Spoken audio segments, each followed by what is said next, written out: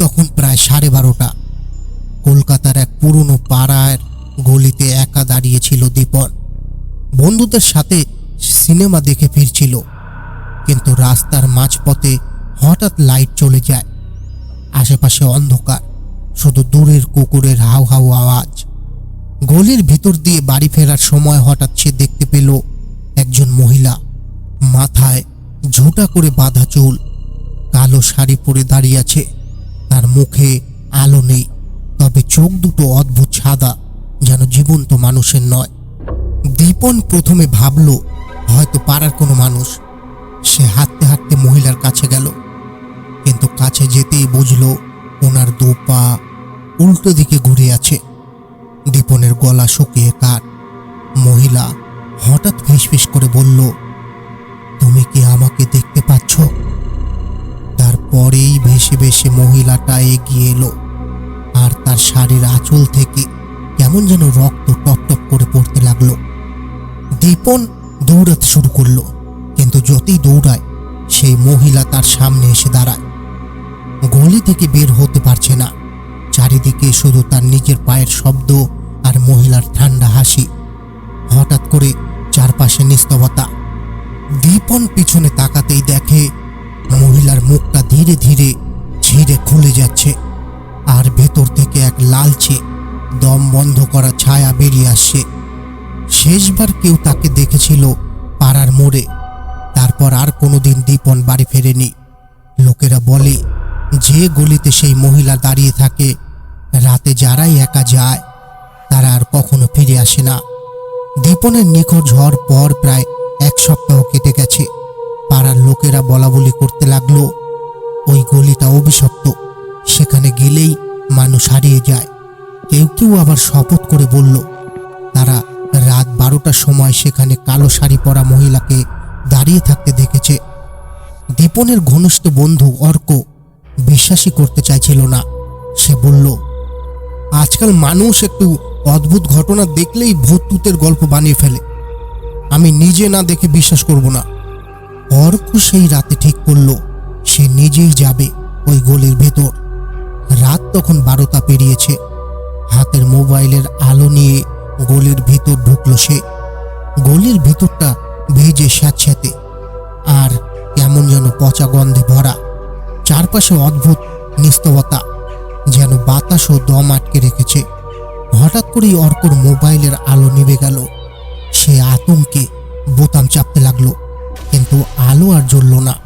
ঠিক তখনই দূর থেকে ভেসে এলো এক মহিলার কণ্ঠস্বর, তুমি কি আমাকে দেখতে পাচ্ছ? অর্কর বুকের ভেতর কেঁপে উঠল।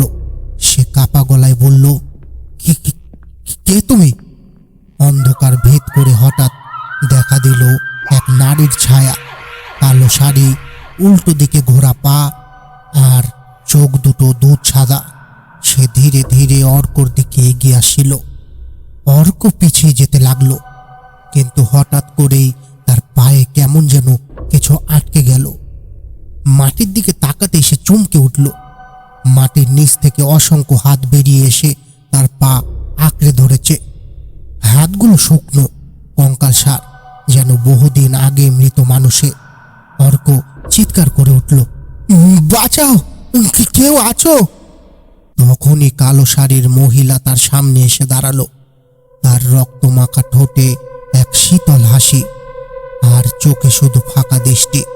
সে ফিসফিস করে বলল, এখন তুমি এখানেই থাকবে চিরদিনের জন্য।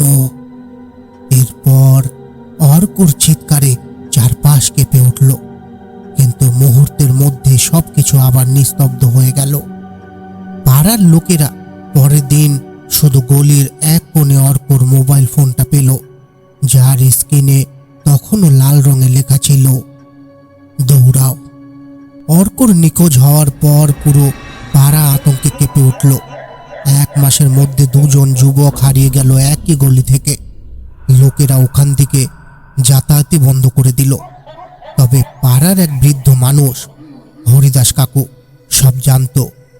লোকজনকে চুপ করে সে বলল, ওই গলির অভিশাপ বহু পুরনো, তোমরা জানোই না এর পেছনের আসল গল্পটা। প্রায় 30 বছর আগে ওই গলির এক কোণে থাকতো এক যুবতী, নাম মাধবী। অসাধারণ সুন্দরী, কিন্তু স্বামী মারা যাওয়ার পর সে একেবারে একা হয়ে পড়েছিল। পাড়ার কিছু লোক রাতে তার ঘরে যেত, তাকে কুপ্রস্তাব দিত।